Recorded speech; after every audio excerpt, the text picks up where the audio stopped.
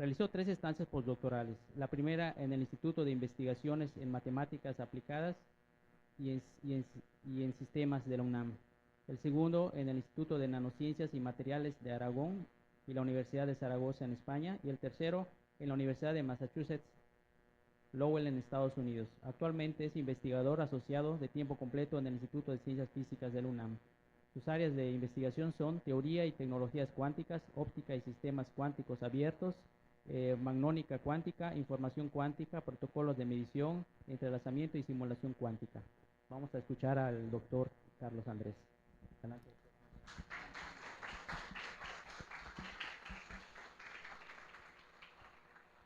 Muchas gracias por la presentación y muchas gracias a los organizadores de este evento por permitirme participar, en particular al director, a todo el staff que han sido muy amables y que nos han tratado muy bien aquí en ITESCAM y en Calquiní en general.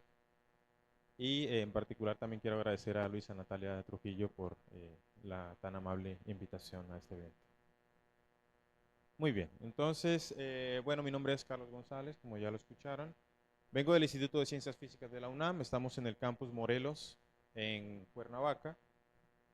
Están cordialmente bienvenidos a visitarnos, tenemos unas instalaciones no tan grandes como estas, pero pues bastante acogedoras y están bienvenidos a visitarnos en cualquier momento. Como ustedes saben, pues este es el Año Internacional de la Ciencia y la Tecnología Cuántica, ¿no? ¿Alguien sabe por qué se celebra, cuál es el motivo de celebración y cuál es el propósito declarado por la UNESCO para celebrar este año? ¿Alguien que quiera participar? ¿Por qué estamos aquí todos ahorita? ¿Alguien? ¿No? Sí, exacto. Esa es una fecha importante, el centenario, ¿no? No necesariamente desde la creación de la mecánica cuántica, pero sí desde el primer artículo escrito por Werner Heisenberg, ¿no? Que fue básicamente dedicado a la confirmación experimental de la mecánica cuántica. Fue la mecánica cuántica escrita en términos de cosas que se podían medir en el laboratorio, ¿no? Entonces es la primera vez que esta teoría tiene un enfoque observable y por lo tanto pues celebramos, ¿no?, en el 2025 los 100 años de ese artículo tan importante para la humanidad. Otro de los propósitos fundamentales del Año Internacional de la Ciencia y la Tecnología Cuántica es acercar, ¿no? Es no solamente que esto se quede en una cosa que sea el lenguaje de los físicos, sino también acercar a la cuántica y a la tecnología que ha llevado el desarrollo de la mecánica cuántica a la sociedad en general, ¿no? Esto es una cosa que debe permear más allá de las aulas de clase, es una cosa que debe permear más allá de los físicos teóricos, ¿no? Medio loquillos a veces, ¿no?, como escuchaban ayer. Y ese es uno de los propósitos, ¿no? Y nos debe quedar muy claro, entonces, que es una cosa que es complicado, ¿no? No les voy a mentir, ¿no? Ni siquiera nosotros los físicos entendemos por qué hacemos mecánica cuántica, ni por qué funciona, de hecho. No lo sabemos, es una realidad, no lo sabemos, no entendemos por qué funciona, pero pues ha llevado a tantos desarrollos tecnológicos y está todavía en curso de muchos desarrollos tecnológicos importantes, incluyendo la computación cuántica, pues que tenemos que darlo a conocer a la sociedad en general, ¿no? Entonces es nuestra responsabilidad y también es responsabilidad a partir de hoy de ustedes de conocer de qué va todo esto, ¿no? Muy bien. También quiero invitarlos a las actividades que estamos realizando en la UNAM. Hemos llamado localmente a nuestro Año Internacional de la Ciencia y Tecnología Cuántica, el quantum@unam, y tenemos una página dedicada a todas las actividades que estamos haciendo en conmemoración del Año Internacional de la Ciencia y la Tecnología Cuántica, y pueden visitar esta página, se llama quantumunam.mx, y van a encontrar un montón de información con todas las actividades que están pasando, tanto a nivel presencial como a nivel virtual, ¿no? De hecho, la mayoría de las actividades se transmiten a través de YouTube y a través de las redes sociales y canales que tiene disponible la UNAM, a través de la Dirección General de Divulgación de la Ciencia. Entonces, por favor, chequen la página, yo creo que van a encontrar cosas muy interesantes, ¿no? Por ejemplo, una cosa interesante es que pueden conocer una computadora cuántica. Entonces, en la Facultad de Ingeniería de la UNAM hay 2 computadoras cuánticas, muy chiquitas, ¿no? Son muy pequeñitas, son 2 cajitas, ¿no? son computadoras cuánticas de 2 qubits. Ahorita les voy a platicar qué es un qubit y cómo lo pueden reconocer. Y la pueden conocer de cerca. Entonces, digo, estamos un poco lejos, ¿no? Para ir a Ciudad de México a conocer la computadora cuántica, pero es posible, ¿no? Si alguien tiene chance de ir, pues aproveche. Pues muy bien. Bueno, entonces quisiera comenzar complementando y dando otro punto de vista a la definición de la mecánica cuántica que vimos ayer, ¿no? Con la doctora Jacqueline. La doctora Jacqueline ayer describía a la mecánica cuántica como una teoría que describe el mundo microscópico. Eso es cierto, ¿no? Es una realidad. La mecánica cuántica, sus orígenes empezaron describiendo el mundo microscópico, los átomos de las moléculas, ¿no? Pero hoy en día sabemos por los experimentos recientes que la mecánica cuántica no está restringida a los sistemas microscópicos y que podemos observar efectos cuánticos en sistemas macroscópicos. De hecho, sistemas que pueden ustedes sostener en la palma de la mano, ¿no? Y de eso se trata un poquito de la computación cuántica. Muy bien, entonces, desde mi comunidad, desde mi área de investigación, bueno, la mecánica cuántica pues es la teoría física con mayor poder de predicción que tenemos hasta la fecha en la humanidad, ¿no? Es como nuestro santo grial, ¿no? Es más bien nuestra caja negra, porque pues nos funciona, pero no sabemos por qué. Hasta el momento no ha fallado, describe todos los experimentos y describe todas las observaciones posibles, ¿no? que hemos logrado hacer.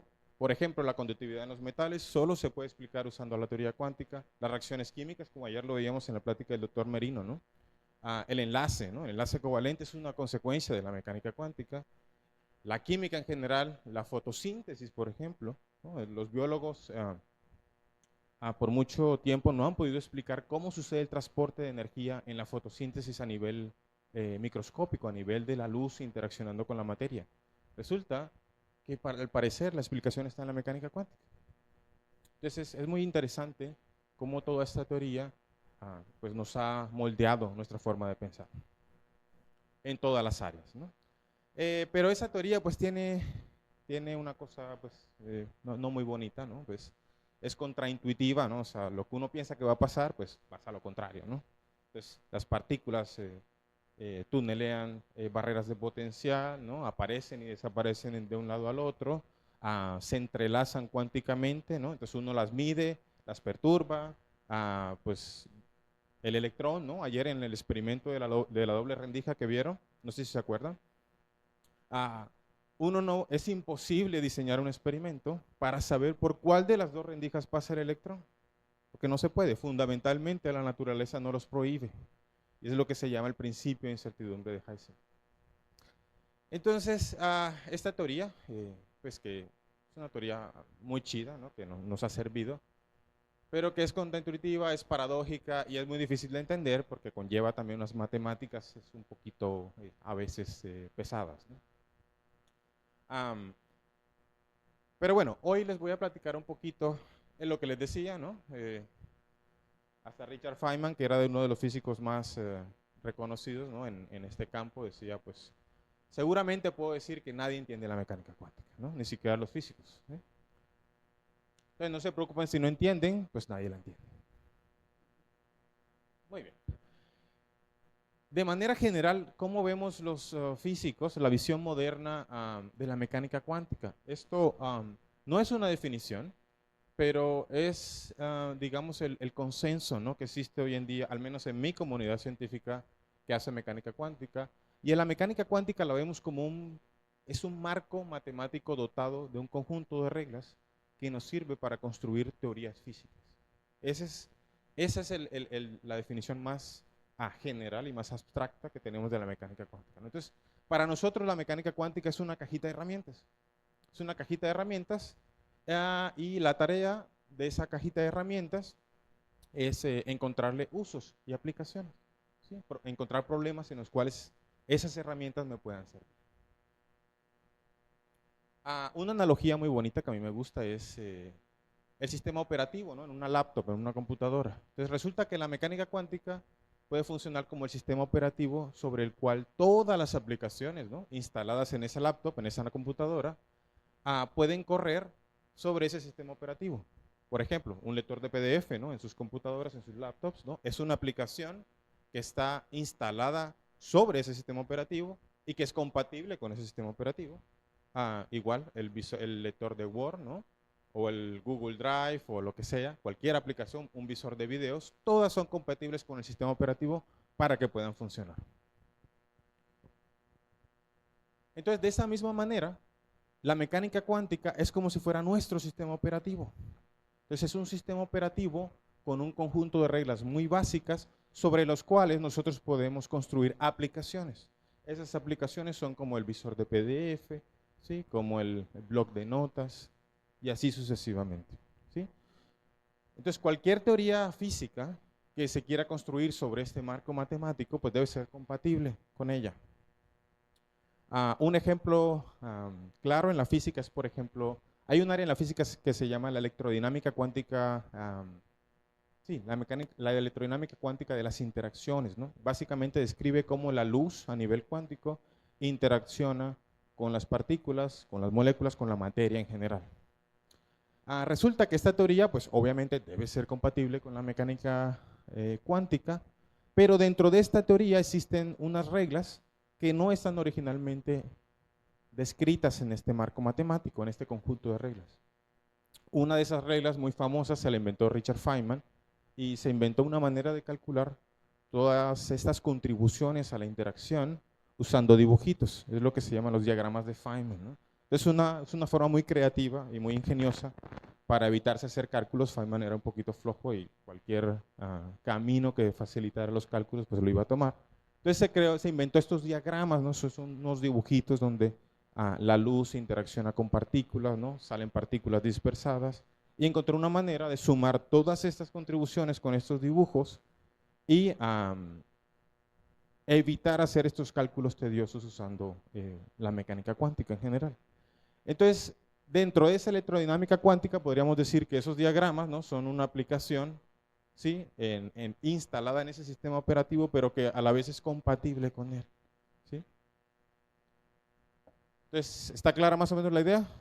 Perfecto. Entonces, esa es nuestra visión de la mecánica cuántica, ¿no? Obviamente, pues es compatible con la que la doctora Jacqueline comentaba ayer, pero desde nuestra comunidad así entendemos esta teoría, ¿no? Es un marco matemático, es una base, es una cajita de herramientas que nos sirve para la construcción de nuevas teorías. Muy bien. Entonces, otra cosa curiosa en mecánica cuántica que pasa es que nosotros como observadores tenemos mucha influencia en el estado del sistema. Entonces, hay preguntas, por ejemplo, que no están permitidas, no estamos nosotros permitidos hacer en mecánica cuántica. Por ejemplo, la trayectoria de una partícula de un punto A a un punto B en cierto tiempo determinado. Esa pregunta no tiene sentido en mecánica cuántica. Simplemente el concepto clásico de trayectoria no es compatible con esas reglas, ¿sí? No está incluido en esas reglas y por lo tanto, pues uno no se pregunta por eso, simplemente, ¿no? En mi manera de usar la mecánica cuántica es la manera de Feynman. ¿Alguien sabe cuál es la manera de Feynman de usar la mecánica cuántica? Es simplemente cállate y haz los cálculos, ¿no? Perfecto. Entonces vamos a recordar un poquito, vamos a ver cómo conectamos a la mecánica cuántica con una nueva forma de hacer computación, con un nuevo paradigma de hacer computación, ¿no? Entonces las computadoras clásicas, pues obviamente pues, nos han servido muchísimo, ¿no? Porque nos permiten hacer aritmética de manera ultra rápida. Y los humanos, pues bueno, generalmente contamos de 0 a 9, es lo que se llama el sistema decimal. Y las computadoras lo hacen usando el sistema binario, ¿no? Simplemente porque es más fácil codificar la información en 0 y 1 que usar 10 configuraciones, ¿no? Usando 2 podemos representar básicamente cualquier número. Muy bien, es lo que se llama la lógica booleana. Entonces, una vez que tenemos esos bits en los cuales codificar la información, que son 0 y 1, ahora lo que necesitamos hacer es hacer operaciones con esos bits, hacer lo que se llaman compuertas lógicas, ¿no? Suma de números, multiplicación de números, y una vez que sabemos hacer suma de números, ¿no?, a través de estas tablas que seguramente ya las conocen, y a través de esta compuerta de multiplicación, pues podemos hacer cálculos bastante complicados, ¿no? Podemos correr Instagram y podemos correr TikTok en sus celulares, ¿no? Básicamente usando estas reglas sencillas, ¿vale? Podemos simular el polvo y la nube de estrellas, ¿no? De ayer. Hay mucha gente que se dedica a eso, ¿no? Entonces son cálculos bastante complicados que no hubiera podido, ¿no? No hubieran podido ser posibles sin tener esta lógica booleana, ¿no? Y las computadoras convencionales. Vale.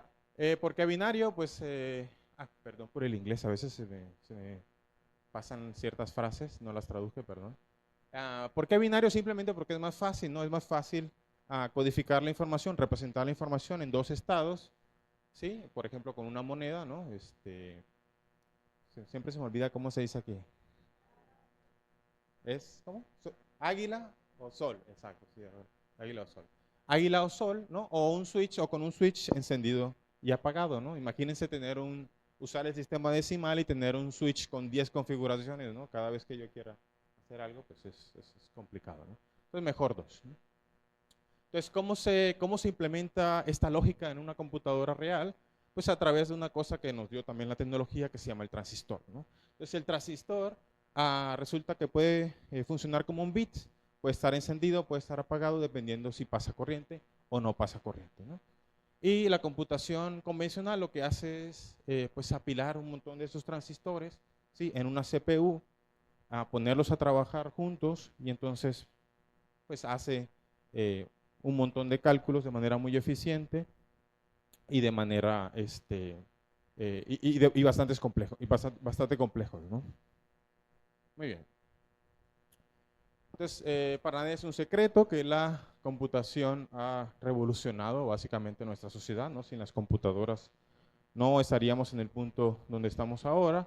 Estos son básicamente dos de los padres de la computación, Claude Shannon, que es el padre de la teoría de información, y John Von Neumann, que también sentó las bases de la computación clásica, ¿no? Fue el primero en decir que tanto los datos y el programa se podían almacenar en una memoria conjunta. Muy bien. Y bueno, de todo eso, entonces, los científicos, los computólogos, los matemáticos, se empezaron a preguntar si se podía simular todo en la naturaleza, perdón, esto es naturaleza, usando computadoras clásicas, ¿no? Entonces, la respuesta a eso es sí. Bueno, la respuesta a eso no se las voy a dar, pero resulta que a las computadoras clásicas se les dificulta simular los sistemas cuánticos. Les cuesta muchísimo. Y les cuesta muchísimo a moléculas, digamos, tan sencillas, ¿no? Igual y Filiberto, ¿no? Los cálculos que mostraba, pues esto es un cálculo muy sencillo para Filiberto.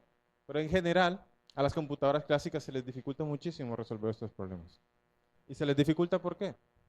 Porque requiere demasiada memoria, muchos bits para almacenar, y esto es simplemente porque hay demasiadas posibilidades, ¿no? Porque el estado cuántico, esta función de onda de la que hablaban ayer, vive en un espacio, ¿no?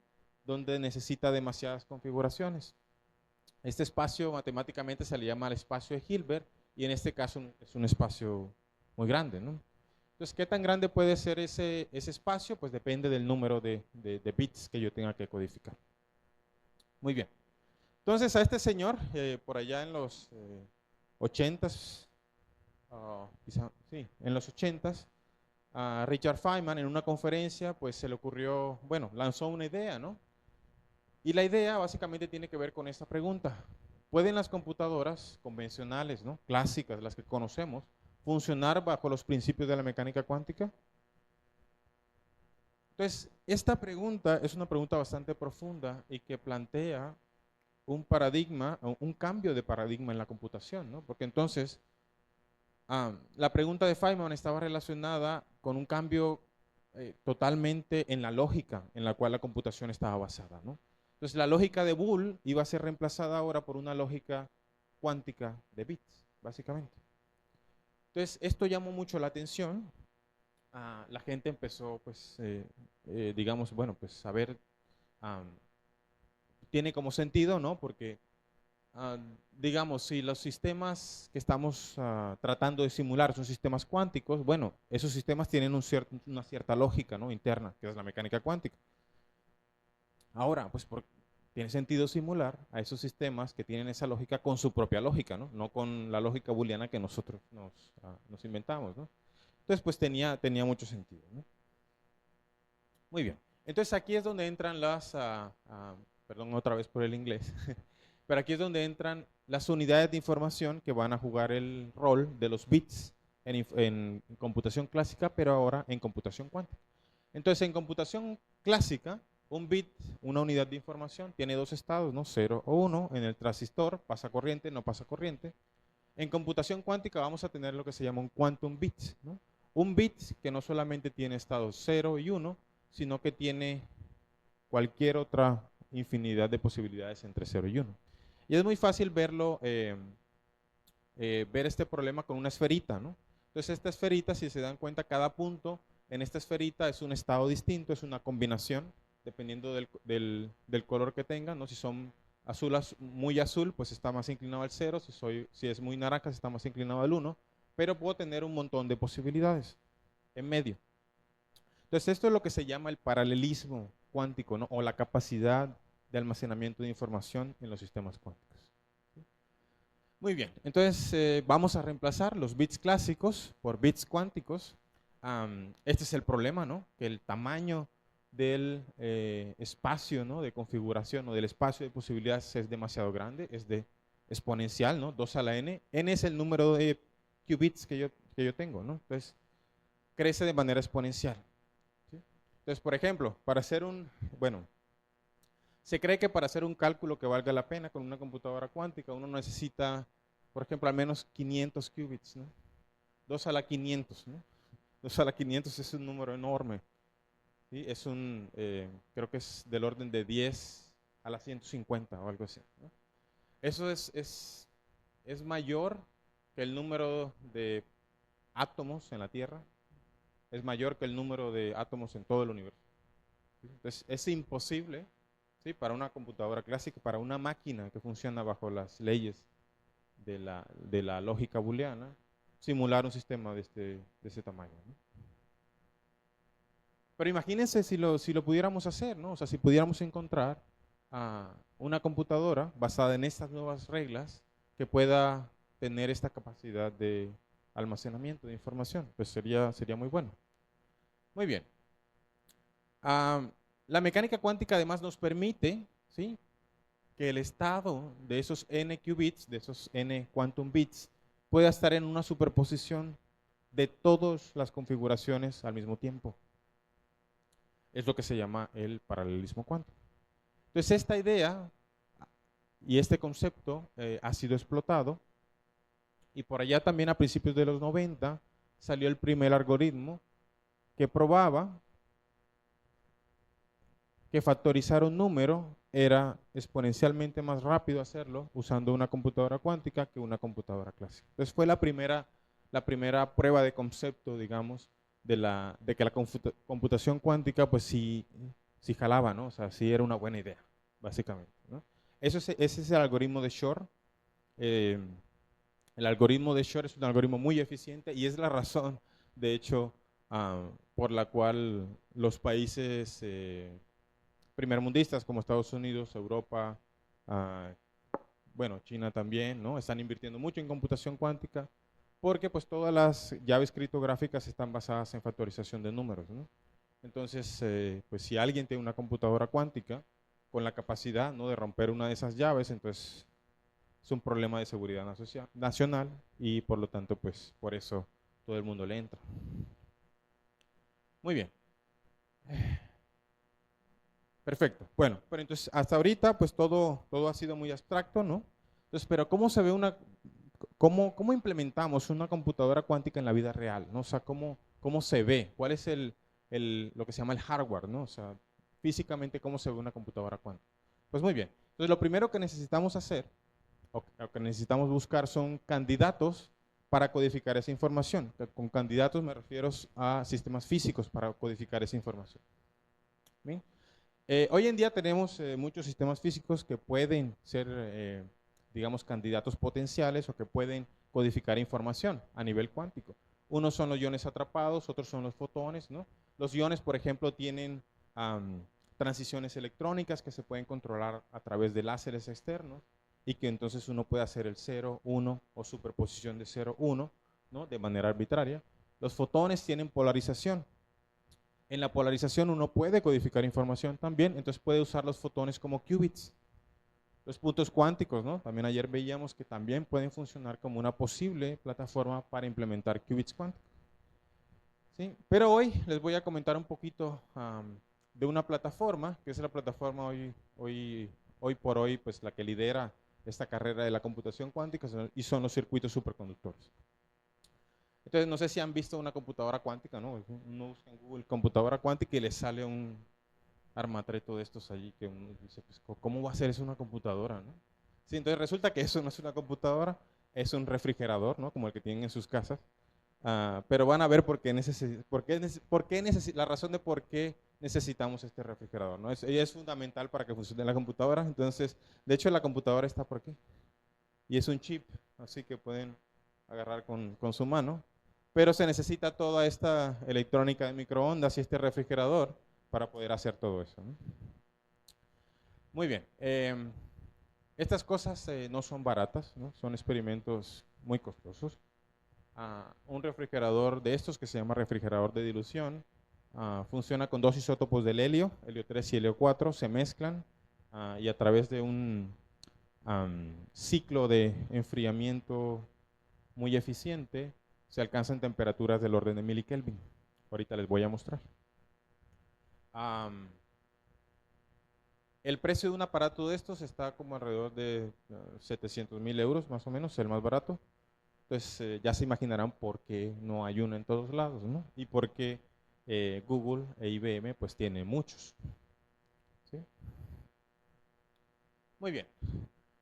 Entonces lo que vamos a hacer, vamos a tratar de, bueno, voy a tratar de explicarles cómo se codifica o cómo se puede implementar un qubit cuántico usando circuitos eléctricos. Es lo que se llama átomos artificiales. Entonces resulta que los físicos se dieron cuenta pues que codificar información en átomos naturales pues era padre, era eficiente dependiendo del sistema, pero que pues era un poquito difícil hacer control, ¿no? de este tipo de sistemas. ¿Por qué? Básicamente porque la estructura de niveles de las moléculas, de los átomos que conocemos, pues está fija, ¿no?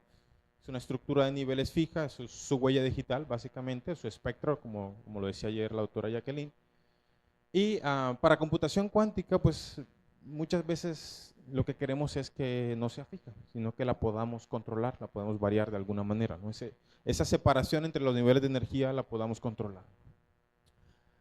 Y por allá también en los 90, pues varios físicos empezaron a preguntar, bueno, ¿será que podemos simular el espectro de energía, ¿no? Los niveles de energía de un átomo o una molécula usando simplemente circuitos eléctricos? Entonces la respuesta es que sí. Usando capacitores, inductores, ¿no? Resistores no, estos son malos, ¿no? Porque son elementos disipativos, entonces esos no los queremos. Y con el requisito de que estos circuitos eléctricos van a ser hechos de materiales superconductores. Ahorita les voy a decir la razón por qué. Entonces vamos a ver cómo inicia todo, ¿no? Entonces todo inicia como un oscilador LC. No sé si recuerdan de sus clases de circuitos, ¿no? El oscilador LC es un oscilador, es un péndulo básicamente, ¿no? Es un oscilador armónico. Entonces recordemos un péndulo, ¿no? Entonces si yo saco al péndulo de su posición de equilibrio, toda la energía en este punto es energía potencial, ¿no? Si lo suelto, cuando va por la mitad del camino, toda la energía se convierte en cinética.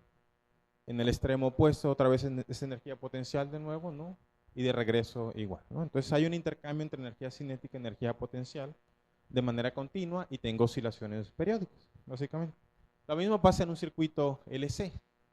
Entonces en un circuito LC lo que tengo es un intercambio de energía, ¿no? Entre ese capacitor que almacena carga y este inductor, ¿no? Que almacena energía en forma de corriente. Esta es la energía, ¿no? La energía de ese circuito LC es como la energía de un péndulo, ¿no? Es energía cinética debida a la energía almacenada en el capacitor, más energía potencial almacenada en el inductor. Y funciona exactamente igual como un péndulo, ¿no? Este capacitor y este inductor se intercambian energía de manera oscilatoria. Pues muy bien. Entonces la pregunta es, ¿bajo qué condiciones este oscilador, ¿no? Este péndulo, se puede volver un péndulo cuántico? Esa es la pregunta. ¿Sí? Pues resulta que para que ese sea el caso se deben cumplir dos condiciones. Entonces, primero, que mi péndulo o que mi circuito LC esté lo suficientemente aislado de cualquier cosa que lo pueda perturbar. Eso significa que sus niveles de energía deben estar bien definidos. ¿Qué quiero decir con eso? Quiero decir que el anchura de los niveles de energía debe ser mucho menor que la separación entre estos, ¿no? Debe ser como las líneas que mostraba ayer Jacqueline, ¿no? En el espectro deben ser así, líneas bien definidas. Muy bien. La otra es que la separación de esos niveles de energía debe ser mucho mayor que los efectos térmicos, ¿no? O sea, la temperatura es algo aquí malo. ¿Por qué? Porque la temperatura pues mete ruido térmico y lo que hace es ensanchar estas resonancias y suavizar el espectro. Y eso no lo queremos. Muy bien. Entonces, a esto es lo que me refiero cuando digo que deben tener niveles de energía bien definidos, y es básicamente que la respuesta, ¿no? de un oscilador LC sea una respuesta muy definida, muy aguda, dada por este pico, ¿no? Entonces esto es como la energía de excitación, ¿no? que yo le impongo a mi circuito responde con un pico, ¿no? Quiere decir que yo estoy a esa energía, resueno con esa frecuencia, y este ancho de esa resonancia debe ser muy, muy, muy fino, ¿no? Entonces esta capa está relacionada con la disipación, ¿no? Entonces, mientras más efectos térmicos, mientras más disipación, ruido yo tenga, esta capa va a ser muy ancha, ¿no? Y por lo tanto mi resonancia no va a ser tan fina, no va a ser tan buena, ¿no? Muy bien. Entonces eso en términos técnicos se mide con una cosa que se llama el factor de calidad, que bueno, lo voy a decir rápido, es simplemente la frecuencia de resonancia del circuito dividido por esa constante capa, ¿no? Entonces, si esta capa es muy grande, el factor de calidad es muy pequeño, entonces pues la calidad del oscilador pues no es buena, ¿no? Entonces necesito básicamente hacer esta K muy chiquita para que este factor de calidad tenga un oscilador LC de mucha calidad, ¿no? Entonces este factor de calidad resulta que para computación cuántica debe estar entre 10 a la 3 y 10 a la 8. Ese es el motivo de usar superconductores, ¿no? Esta K para los materiales superconductores se vuelve muy chiquita, por lo tanto esta Q pues es un factor que ahora ya me sirve, ¿no? Eso no es tan complicado, obtener factores de calidad tan grandes. De hecho, el horno de microondas que tienen en casa tiene un factor de calidad de alrededor de 10 a la 4. Entonces tiene resonancias muy finas. Pero la segunda condición, la separación de los niveles de energía en comparación con los efectos térmicos, esa es más difícil. ¿Por qué es más difícil? Porque se debe cumplir esta condición, ¿sí? O sea que la energía del oscilador debe ser mucho mayor que la constante de Boltzmann multiplicada por la temperatura. Entonces, si uno hace un cálculo así más o menos burdo, ¿no? Y utiliza frecuencias de gigahercios para el oscilador, un gigahercio multiplicado por la constante de Planck dividido entre la constante de Boltzmann es alrededor de 50 milikelvin. Significa que si usamos frecuencias del orden de gigahercios, o sea, en los microondas, eso equivale a una temperatura de 50 milikelvin. Entonces necesitamos bajarle a eso, ¿no? Necesitamos trabajar en temperaturas menores que 50 milikelvin para asegurar que se satisfaga la segunda condición, ¿no? Entonces, por esa razón necesitamos estas cosas, ¿no? Entonces, cuando ven una computadora cuántica, lo que están viendo es el refrigerador, básicamente. Entonces, de hecho no se ve nada, ¿no? Porque usualmente están así, y aquí está todo, y esto es simplemente una capa metálica que aísla a todo el sistema del entorno, ¿no? Y bueno, se necesita también una electrónica conectada pues a computadoras, a sistemas de almacenamiento de datos y etcétera, ¿no? Muy bien, entonces este refrigerador tiene como capas, ¿no? Está dividido por capas. Entonces las capas de más arriba están a mayor temperatura, esta está a 4 Kelvin, esta está a 1 Kelvin, esta está a 0.1 Kelvin, ¿no? Y la que está a menor temperatura es la que está acá. Aquí está lo que se llama el Quantum Chip. El Quantum Chip no es más que el circuito LC, ¿no? Que les había comentado. Entonces ese circuito LC, como es un circuito LC de muy alta calidad y como está enfriado a bajas temperaturas, resulta que se vuelve cuántico, ¿no? Pero es un circuito que puedes sostener en tu mano, ¿no? Entonces, los niveles de energía de este circuito ahora están cuantizados y las fluctuaciones de la energía de punto cero ahora son distintas de cero. Perdón por esa palabra técnica, pero básicamente quiere decir que, bueno, los sistemas, el mínimo nivel de energía de los sistemas cuánticos no es uno con energía cero, es uno que tiene una energía residual siempre. ¿Sí? Entonces es como una huella también para sistemas cuánticos, observar ese nivel de energía cero, ¿no? Entonces, este oscilador cuántico resulta que dejó de ser un oscilador clásico con energía continua y se volvió un oscilador cuántico con espectro discreto y fluctuaciones cuánticas. Estos son otros más grandes, ¿no? Estos son uno que estaba construyendo IBM también hace algunos años y querían pues aquí también albergar del orden de 200 qubits o algo así, ¿no? Y 200 qubits es en una placa de chips interconectados que pues era de 30 por 30 o algo así. Muy bien. Perfecto. Pero bueno, eso no nos explica cómo nos sirve esto para implementar qubits, ¿no? Eso simplemente explica pues, que un oscilador clásico, macroscópico, se puede volver cuántico. Sí, entonces vamos a ver si este sistema de oscilador que tenemos se puede volver un qubit o no, ¿no? Entonces, resulta que no es tan bueno tener osciladores armónicos, justo porque en los osciladores armónicos cuánticos, ¿sí?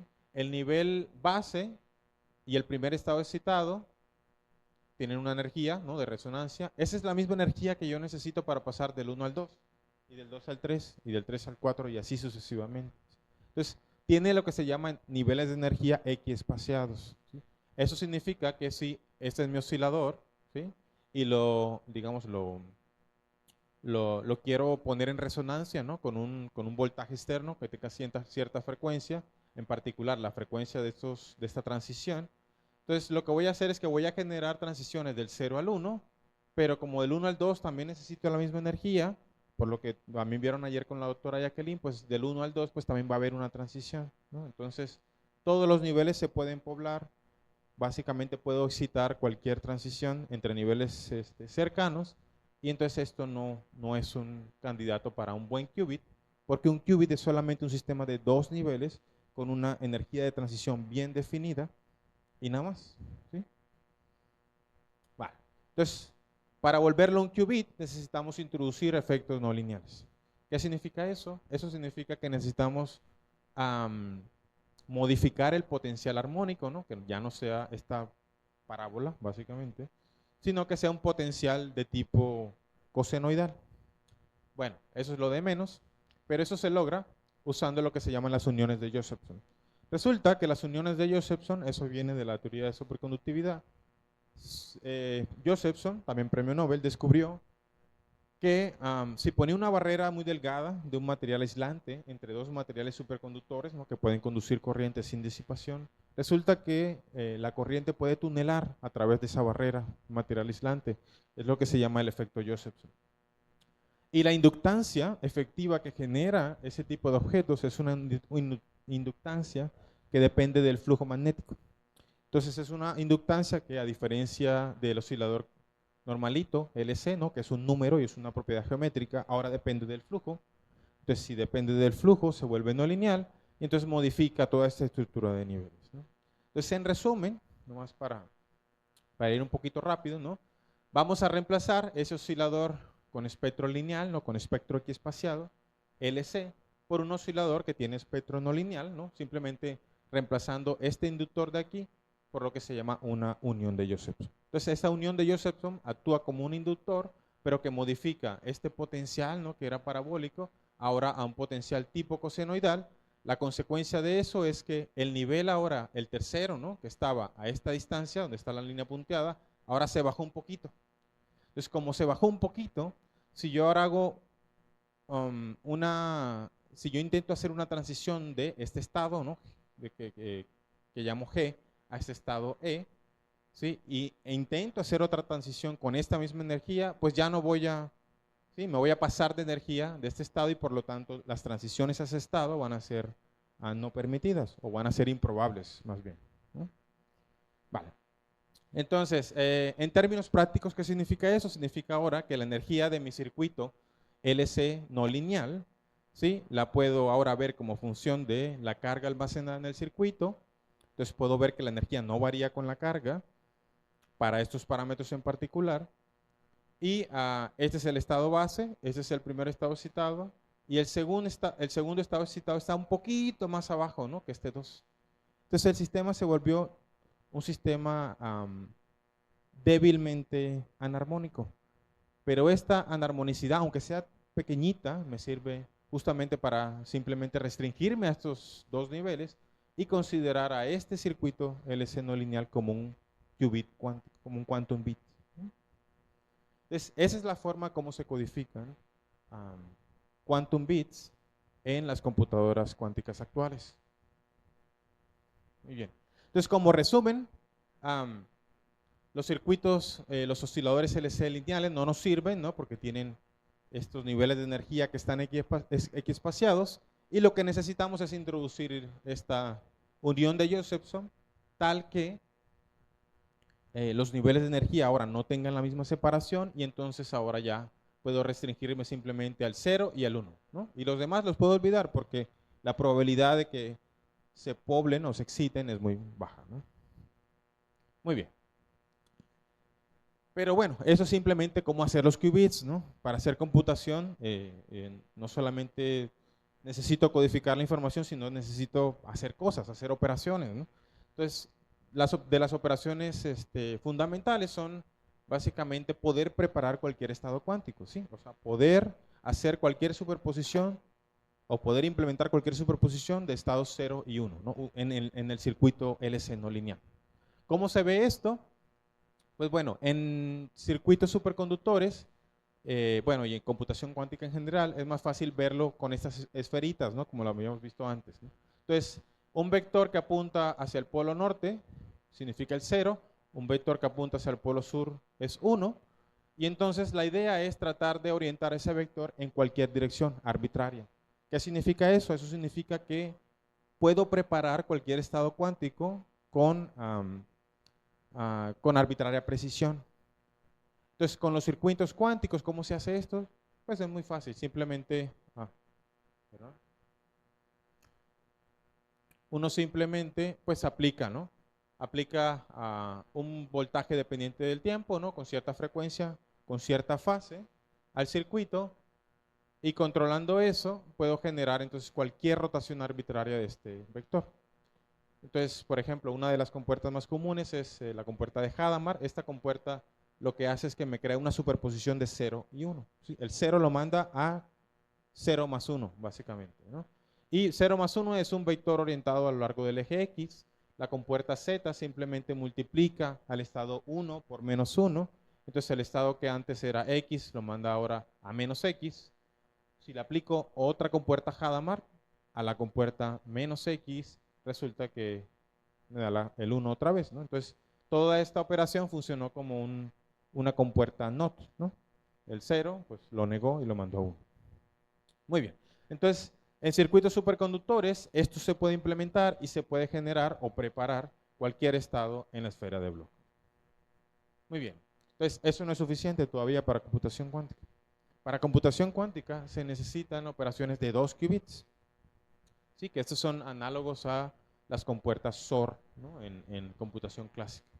Entonces, para implementar compuertas de 2 qubits, lo que hacemos es acoplar dos circuitos LC lineales, como LC no lineales, como los que ya les mostré. ¿Cómo los acoplamos? A través de un capacitor. Entonces, se acoplan a través de un capacitor. Resulta que las compuertas intrínsecas que genera esta interacción se llaman estas compuertas ISWAP, no las voy a mencionar, pero son básicamente compuertas que intercambian el estado de estos 2 qubits efectivos.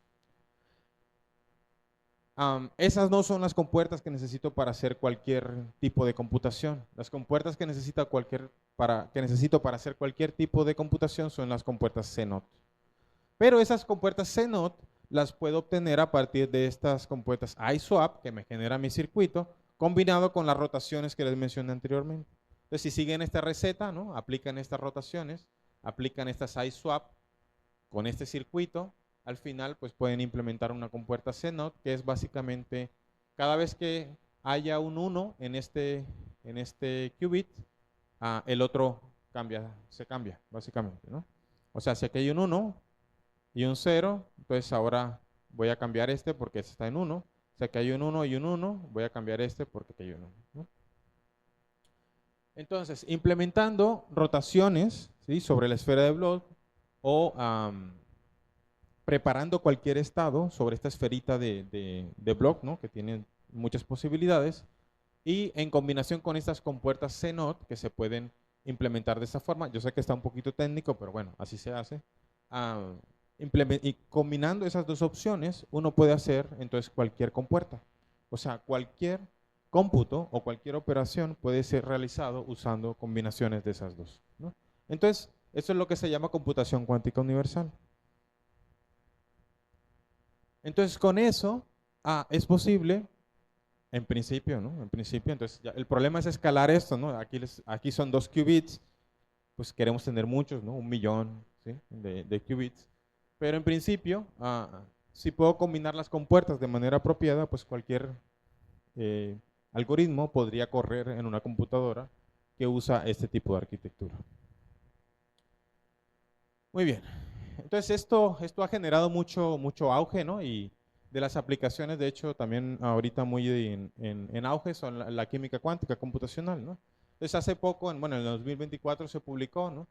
Esto es la simulación cuántica de una molécula de H2 usando 4 qubits, que son osciladores LC no lineales en un procesador cuántico, ¿sí? Entonces, fíjense pues, la maravilla, ¿no?, de esto, ¿no? Se ha simulado básicamente la energía del estado base como función del, lo que se llama la distancia de ligadura en una computadora cuántica, usando circuitos eléctricos que pueden simular las propiedades de moléculas como H2, como LIH y como hierro 2, ¿no? Esta usando 4 qubits, esta usando 6, esta usando 12 qubits. Y los resultados son bastante prometedores.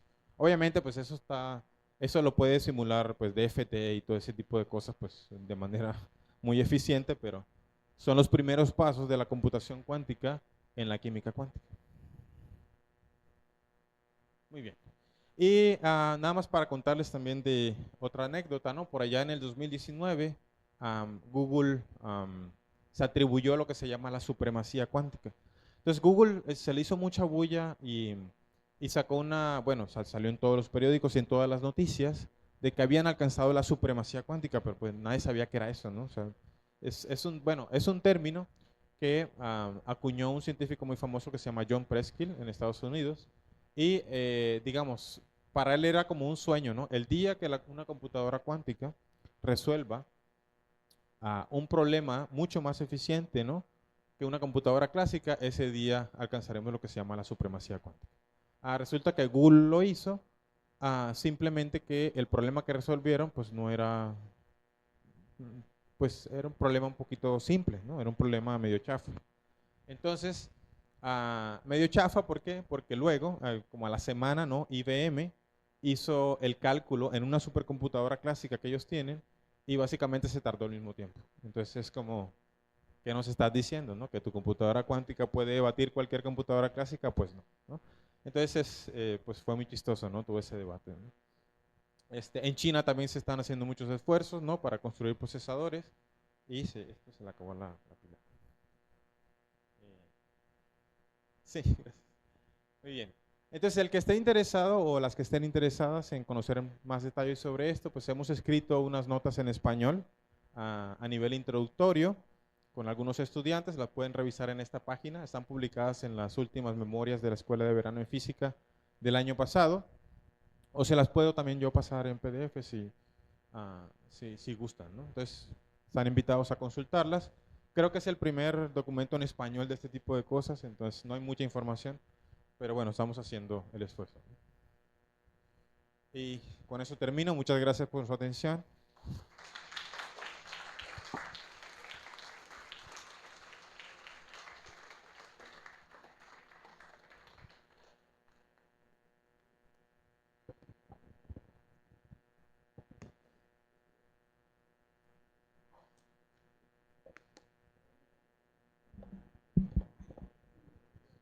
Bien, gracias, doctor. Muy interesante su charla. Chicos, si tienen alguna pregunta al doctor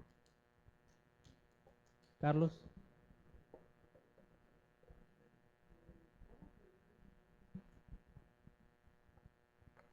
¿Cómo se lee un sistema con qubits? O sea, el sistema está sobrepuesto entre 1 y 0, pero al leerlo colapsaría, ¿no? Sería un 1 o un 0. Sí, es una pregunta sobre eso, pero son las mediciones, ¿no? ¿Cómo funcionan las mediciones? Sí, al final todo se reduce, digamos, en principio tú tienes un algoritmo, ¿no? Que está corriendo en una computadora cuántica bajo estas lógicas y al final pues tienes que hacer una medición, ¿no? Entonces esa medición te da un montón de ceros y unos, ¿no? No solamente tienes que hacer una, tienes que hacer muchas, ¿no? Y tienes que hacer estadísticas sobre esas mediciones. Entonces, generalmente como también funciona es por partes, ¿no? O sea, los procesos no están todos en un solo algoritmo, sino que están interconectados entre ellos. A veces hay mediciones que son globales, a veces hay mediciones que son solamente sobre un solo qubit, sobre 2 qubits, ¿no? Entonces, así se manejan, ¿no? ¿Alguien más?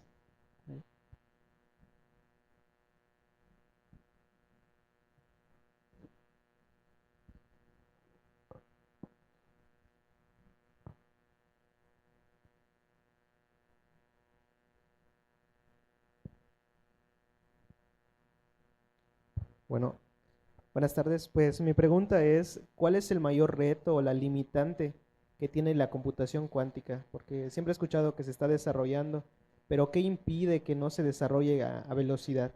Y bueno, últimamente se hizo como tendencia que se presentó un chip de Microsoft. Sí. ¿Cómo impacta eso? O mi pregunta va, ¿cuál es el impacto que podría tener que la computación cuántica ya se presente en nuestras vidas? ¿Qué solucionaría o cómo nos Sí. beneficia? Sí, una cosa que hay que tener muy clara es que las computadoras cuánticas no van a reemplazar a las computadoras clásicas, eso es algo claro, ¿no? Las computadoras cuánticas están diseñadas para resolver cierto tipo de problemas, no todos los problemas, ¿no? O sea, hay problemas que podemos resolver muy bien usando nuestras computadoras. O sea, por ejemplo, no vas a usar una computadora cuántica para sumar dos números, ¿no? Eso sería un gasto de recursos. Entonces, pero hay problemas en particular, ¿no? Y por ejemplo, problemas como la búsqueda de fármacos, ¿no? Como la exploración en bases de datos muy grandes y ese tipo de cosas donde sí se pueden aprovechar las ventajas cuánticas. Ahora, de los problemas que mencionabas, uno de ellos es la escalabilidad, ¿no? O sea, no hemos, bueno, no se ha podido todavía escalar alguna arquitectura de qubits a muchísimos qubits, ¿no? Lo máximo que tenemos hoy en día pues serán los chips de Google, que creo que anunciaron tenían poco menos de 500 la última vez. Pero eso no es suficiente todavía para hacer algo interesante. O sea, al menos 1 millón de qubits se necesita para implementar un algoritmo que sea interesante, que pueda resolver una tarea importante. La escalabilidad pues está relacionada con el sistema físico como tal, ¿no? Entonces, en el caso de los circuitos superconductores, los chips deben ser, pues básicamente es litografía de circuitos, ¿no? Entonces, se debe hacer una litografía de circuitos sobre un chip, pero pues eso va incrementando en tamaño, también va siendo un sistema más ruidoso y pues surgen un montón de problemas de ingeniería, problemas técnicos a la hora de hacerlo. Son sistemas delicados, ¿no? Los sistemas cuánticos siempre son delicados, los miras y ya se hacen feos, ¿no? Entonces es complicado, ¿no? La computación cuántica topológica es una propuesta interesante. Esa es la que está usando ahorita también Microsoft, perdón, para implementar computación cuántica. Es un poquito compleja el hecho de cómo funciona, pero usa topología. Pero una cosa también interesante es que ahorita nadie les cree mucho porque hace mucho bombo, pero en 2018 también hicieron lo mismo y resulta que pues el artículo se tuvo que retractar de Science, ¿no? Porque pues tenía como medio cosas raras en los datos. Entonces las cosas hay que tomarlas con cuidado y pues la computación cuántica va a ir lento, ¿no? O sea, es una cosa que va muy lenta y quizá la gente y el público está esperando como que pues acelere todo de manera así súper rápida, pero nos falta mucho, falta un montón, ¿no? Bueno, les falta mucho, yo no hago experimentos, pero falta mucho. La teoría va muy bien, esa siempre va bien. La teoría siempre va muy adelante. Sí, sí, sí. Sí, claro. Y bueno, y otra cosa también, bueno, no interesante, pero una cosa para reflexionar, ¿no? Que todas las tecnologías cuánticas en general, no es una cosa que se haga en los países en México, por ejemplo, no se hace, ¿no?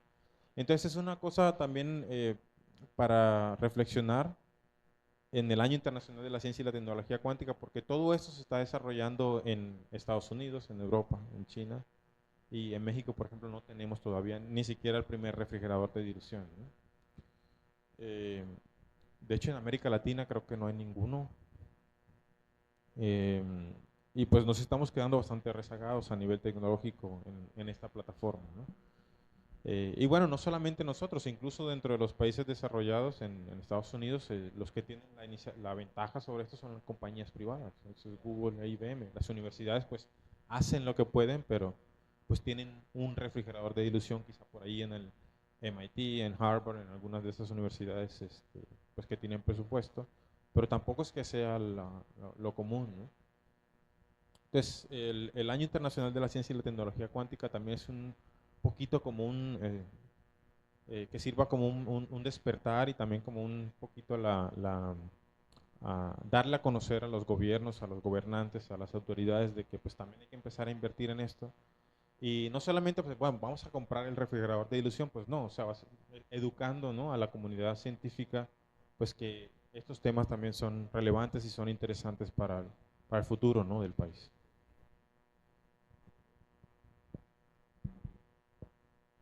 ¿Alguien más, chicos?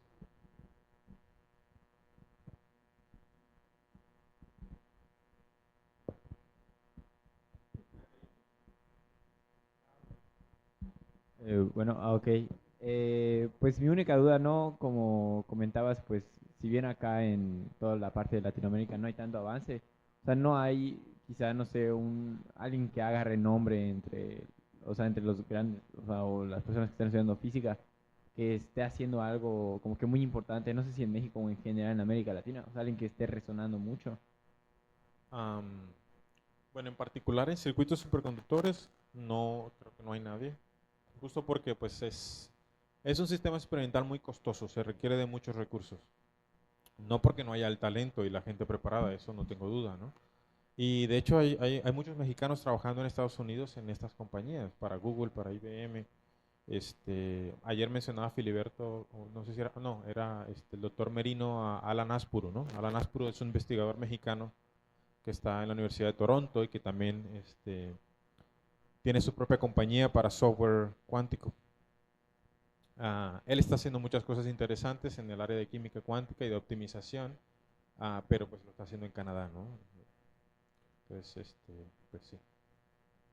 Gracias, gracias.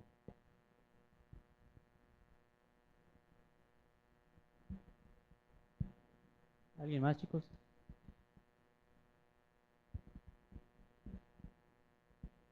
¿Qué tan viable es las computadoras cuánticas basadas en fotones?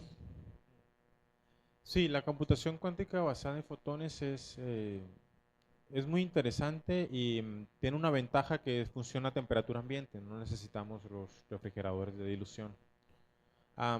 Pero una desventaja allí es tener muchos qubits basados en fotones también es complicado, la escalabilidad, ¿no? Entonces, hacer computación cuántica basada en fotones implica óptica, ¿no? Básicamente. Y la óptica, pues, escala no muy bien, ¿no? Porque, pues, necesitas láseres, espejos, beam splitters, todo ese tipo de elementos ópticos que, pues, cuando los escalas, ¿no? Cuando quieres tener muchos qubits, pues, no va muy bien. También son sistemas muy ruidosos, son muy sensibles a la decoherencia y al, pues, cualquier ruido, ¿no? Entonces, no es para pruebas de concepto y para ciencia básica, fundamental, pues está padre, pero para pensar en una computadora cuántica no es la mejor arquitectura.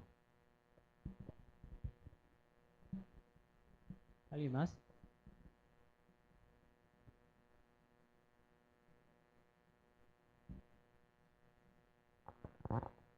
Buenos días, mi pregunta es, ¿qué beneficios ya trae? Ya nos dijo un concepto, pero ¿qué trae? Como ya vimos la CIA, que nos responden preguntas, a veces está mal, a veces está bien. ¿Qué haría esta computadora para nosotros? ¿Qué Sí, respuestas contestaría? ¿Qué? sí, es una pregunta muy interesante. La respuesta es, sabemos solamente algunas cosas, ¿no? O sea, por ejemplo, una de las tareas de la computación cuántica como ciencia es también saber qué tipo de problemas podemos resolver. No, no lo sabemos, ¿no? Justo porque los algoritmos que tenemos son muy poquitos. O sea, los algoritmos que hemos descubierto que nos dan un poder de cómputo que supera el poder de cómputo de cualquier máquina clásica, son 3, 4 o algo así, ¿no? Entonces, una de las áreas más activas de investigación es básicamente el descubrimiento y la invención de nuevos algoritmos que nos permitan saber un poquito más allá, ¿no? ¿Qué más podemos explotar de esta nueva lógica? Y es una cosa que es un trabajo multidisciplinario entre matemáticos aplicados, computólogos, informáticos, gente de información cuántica, físicos, ingenieros, ¿no? Y no es una pregunta fácil.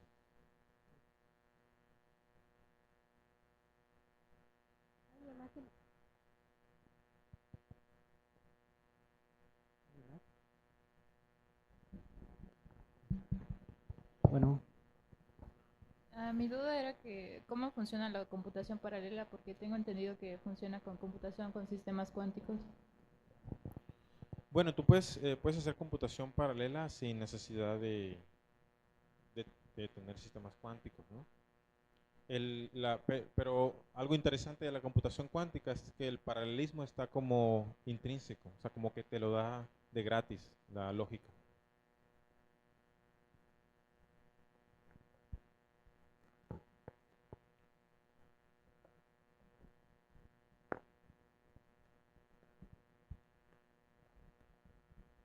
Buenas tardes. Mi pregunta va más relacionada a la teoría de la información cuántica. Mi pregunta es de qué papel juega la teoría de la información cuántica para la creación de algoritmos cuánticos y cómo estos influyen en la creación de las computadoras cuánticas. Ya, la información cuántica es un área en sí, ¿no? Es el estudio de la información en general usando mecánica cuántica. No necesariamente tiene que ver con tareas de computación cuántica, aunque algunas de sus herramientas sí se usan en la computación cuántica. Am, y justo la información cuántica, pues, es una extensión natural de la teoría de la información clásica de Shannon. Entonces, simplemente, pues, los físicos empezaron a preguntar, bueno, ¿qué pasa? Por ejemplo, la forma de cuantificar información, ¿no? O la entropía de información, que es la entropía de Shannon. ¿Cómo se traduce todo eso al lenguaje cuántico? Todo eso se ha hecho ya. Ah, es muy interesante. Ah, también hay cosas, digamos, hay efectos cuánticos que influyen en la capacidad de almacenamiento de información y en las medidas también de información, pero no necesariamente pensando en computación cuántica, ¿no? Es una, digamos, es un campo de investigación independiente de la computación cuántica. De repente se traslapan, pero es un propio es un universo también aparte.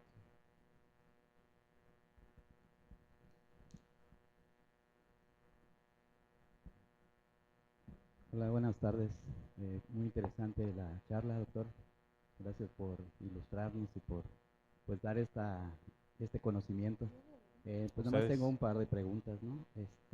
Con respecto a los grados Kelvin, que dijo un grado Kelvin, punto uno, ¿cómo lograr pues tener esa estabilidad o tener ese estado, esa energía? Pues sabemos que a 0 grados, ¿no? Pues es un estado basal, en teoría, en donde siempre hay energía residual y todo lo que queda, ¿no? Pero cómo lograr esas temperaturas. Hasta hace unos años creo que los chinos, si no estoy mal, o los americanos habían reportado la disminución de esas temperaturas hasta -100, -150 grados Kelvin. Entonces, ¿cómo lograr esa temperatura, ¿no? que usted comentó ahí en la Sí, presentación? sí, tiene que ver también con la razón de por qué son tan costosos estos equipos, estos refrigeradores, ¿no? Resulta que, bueno, el mecanismo es un poco no tan fácil de explicar, pero se usan dos isótopos del helio 3 y helio 4. El helio 3 es un fermión, el helio 4 es un bosón. Cuando se mezclan y se enfrían, se separan en distintas fases. Pero una de las dos fases permite cuando uno empieza a pasar partículas de helio de una fase a la otra, resulta que le quita energía al sistema. Es un proceso que se puede hacer de energía cíclica, sí, de manera cíclica. De tal manera que cada vez que pues, empiezas a intercambiar partículas de una fase a otra, la temperatura disminuye, ¿no? Estoy siendo un poquito general, ¿no? Eso es un tema un poco técnico, pero de esta forma se consigue disminuir la temperatura, ¿no? Hasta cierto límite, en sus límites, ¿no? Y la temperatura más baja que se alcanza con estos refrigeradores es de 10 milikelvin, del orden de 10 milikelvin. Un poquito menos quizá, 6, 5 milikelvin. Pero que es una temperatura muy fría, ¿no? O sea, el espacio exterior está a 4 Kelvin, ¿será? Sí, y nada más una última pregunta, o a lo mejor lo comento porque a veces los niños o pues los adolescentes tienen la pregunta de cómo funciona la fosforescencia, la fluorescencia, ¿no?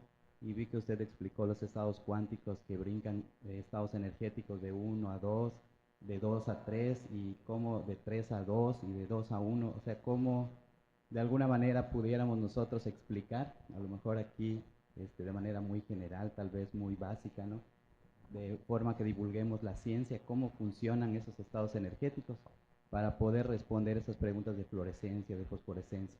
Sí, sí, una cosa, digamos, que hay que tener en cuenta en este tipo de sistemas que son cuánticos, ¿no? Y tienen también su espectro de niveles de energía.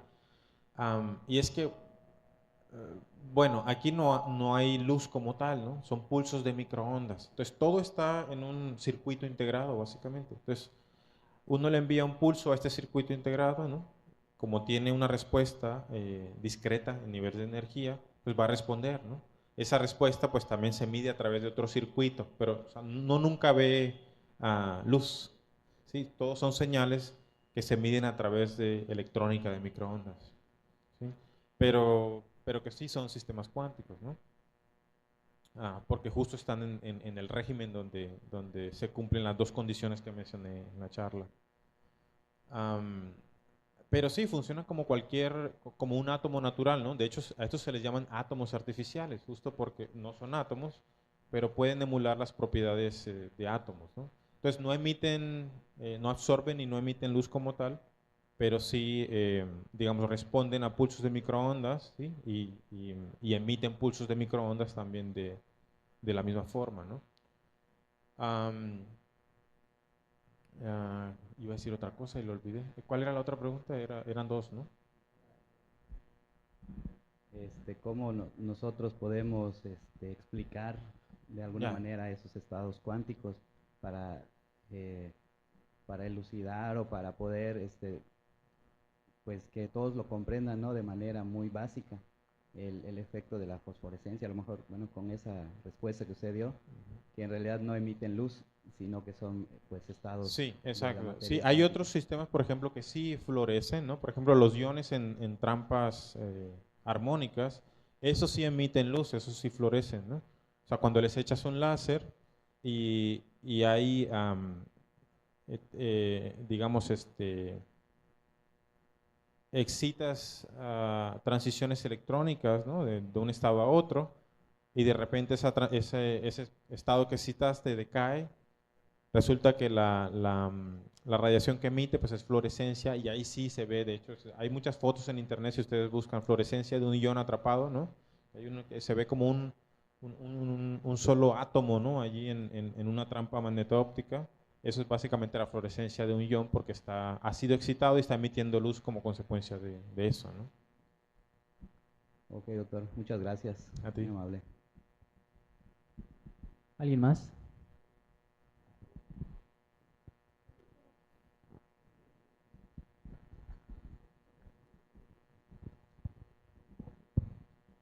Sí, bueno, buenas tardes. Mi pregunta va un poco más orientada sobre una duda que tengo desde que leí un poco acerca de esto de la computación cuántica, ¿no? Mi duda es cómo es que se interactúa con la computadora cuántica, con una computadora cuántica. Porque, por ejemplo, en la computación convencional tenemos el modelo de von Neumann, que especifica que hay entradas a la computadora, las cuales se procesan y se da una salida.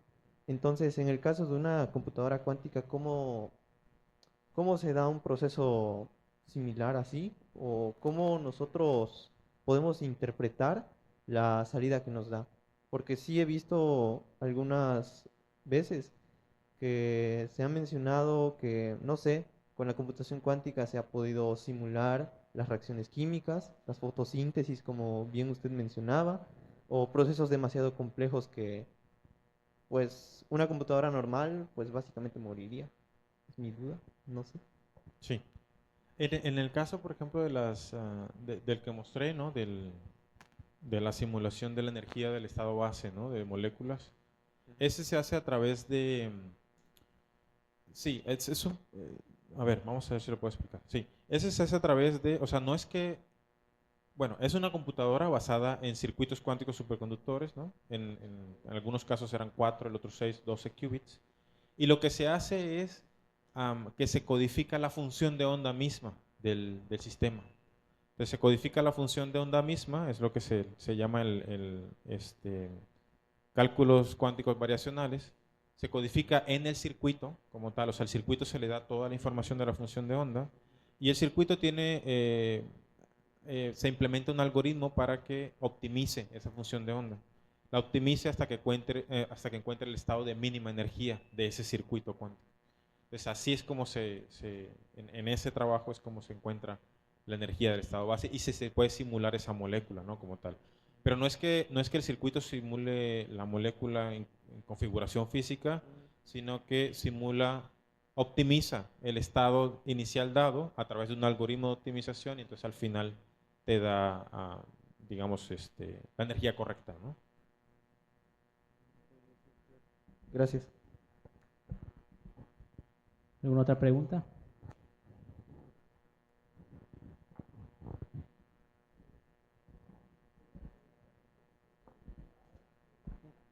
Ok, muchas gracias. No, ya no hay. ¿Me preguntas? No. No. Perdón, no hay. ¿Alguien más, chicos? No. Pues vamos a agradecer al doctor su presentación.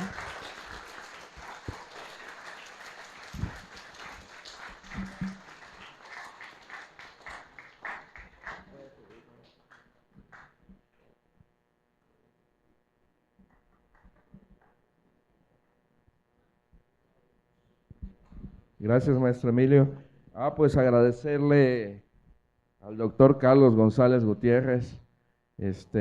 Tuvo muchas preguntas, doctor. Aquí están sus datos. Si nos puede poner su artículo para que los muchachos lo puedan descargar y leerlo. Le agradecemos a nombre del Instituto Tecnológico Superior de Calquinía, el Tecnológico Nacional de México, su valiosa participación como ponente en el evento Revolución Cuántica, Ciencia, Tecnología y Futuro, celebrado los 3-4 de abril del 2025 con la conferencia titulada Computación con Sistemas Cuánticos. Pues muchas felicidades. Vamos a tomarnos una foto y un aplauso.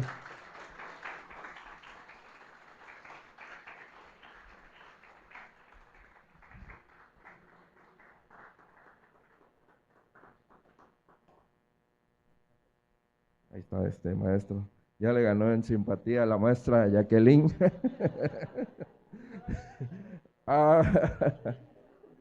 Bueno, muchísimas gracias.